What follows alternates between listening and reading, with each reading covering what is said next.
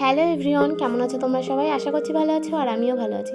তো আজকের দিনটা আমার কাছে ভীষণ স্পেশাল, কারণ আজ আমরা যাচ্ছি সবাই মিলে পাগলাখালী মন্দিরে। আর এদিকে দাদুকে দেখো ফুল দিয়ে সাজিয়ে দিলাম, কেমন লাগছে কমেন্টে জানিও। তো সবাই মিলে বেরিয়ে পড়লাম, আর যাওয়ার রাস্তাটা দেখেই মন ভালো হয়ে গেল। চারিদিকে শুধু বৃষ্টি ভেজা সবুজ আর সবুজ, আর তার সাথে গ্রামের মনোরম পরিবেশ। যেতে যেতে হঠাৎ চোখ গেল রাস্তার পাশে ফুটে থাকা সারি সারি জবা ফুলগুলোর দিকে। তো মন্দিরে দেওয়ার জন্য আমরা কিন্তু কিছু জবা ফুল তুলে নিলাম।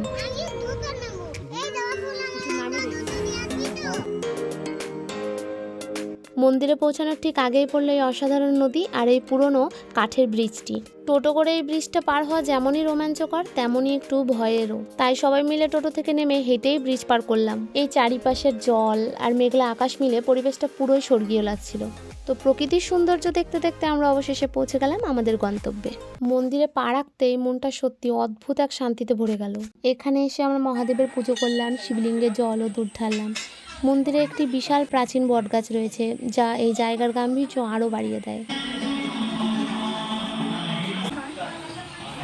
আমাদের পুচকু সোনাকে দেখো, এখানকার ছোট্ট শিব ঠাকুরের মূর্তি দেখে ফোন দিয়ে ছবি তুলতে ব্যস্ত হয়ে পড়েছে। তো আমাদের পুজো দেওয়া কমপ্লিট। পুজো শেষে মনটা সত্যি অনেক হালকা হয়ে গেল।